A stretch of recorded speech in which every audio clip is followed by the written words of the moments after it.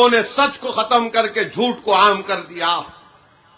बजाय उसके के लोगों में इत्तेमाद पैदा हो, भारत के नौजवानों में बीजेपी की सरकार ने गैर यकीनी कैफियत को पैदा कर दिया।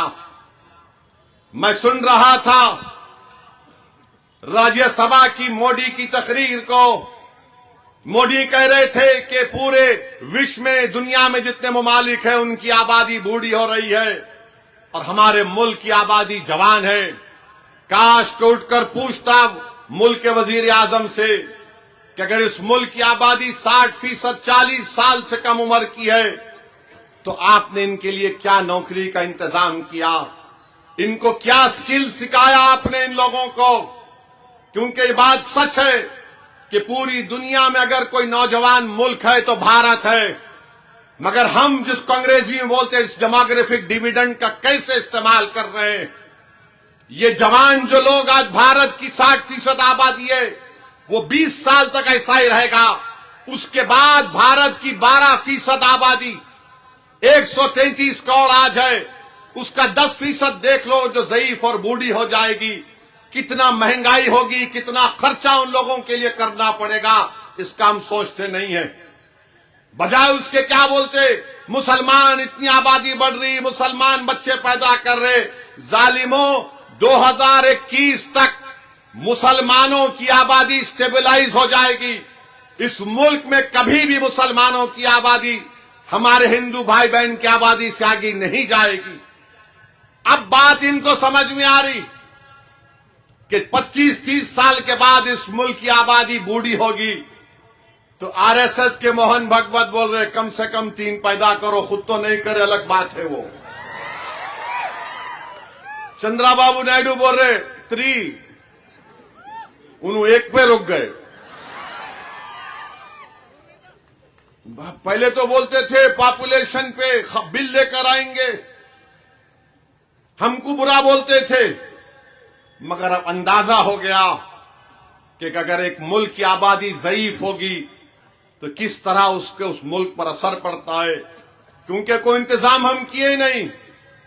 कल तक गाली मुसलमान को देते थे, अब आदादो शुमार उनको नजर आ रहे, सच्चाई उनको दिखाई दे रही है तो परेशान हो रहे हैं। हम पूछना चाहते हैं वजीर आजम से कि इस 60% आबादी का क्या कर रहे हैं आप।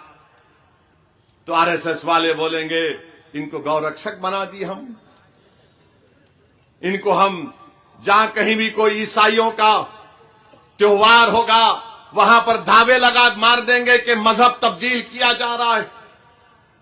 आप बताइए, ओडिशा में बीजेपी की जब से सरकार बनी है, एक ईसाई पादरी है, उसको पकड़कर क्रिसमस के वक्त उसके मुंह में गोबर डालकर, उसके सर पर सिंदूर लगाकर, उसके गले में जूतों का हार डालकर उसके गांव में उसको फिराया गया।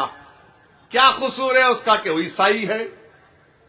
मोहम्मद मकानदार एक लड़के का नाम है, बंगाली बोलने वाला, मॉब लिंचिंग कर दी गई। गाड़ी में जा रहा, गाड़ी में उतार के मारे उसको। पहले केस उस पे बुक करे, मरने के बाद बोले नहीं नहीं उसकी मॉब लिंचिंग हो गई। त्रिपुरा में बीजेपी की सरकार, मस्जिद पे हमले, घरों को जला दिया गया। क्या वजह थी? नहीं, चंदे के पैसे पे झगड़ा हुआ। कश्मीर का मुसलमान निकलकर गरीब सामान बेचने आता है तो वहां पर बच्चे का, एक नौजवान बच्चे का सर फोड़ दिए, वीडियो बनाकर बोलते नारा लगाओ। कहे कोई बंगला जबान बोलता बांग्लादेशी, कोई कश्मीर से आया तो क्यों आया, और फिर हम और आप बोलते कश्मीर भारत का टूट हिस्सा है और रहेगा इंशाअल्लाह। मगर जब कश्मीर की जमीन से मोहब्बत है तो जमीन पर बसने वाले इंसानों से क्यों मोहब्बत नहीं आ रही है बीजेपी वालों को? अगर जमीन से मोहब्बत है तो जमीन पर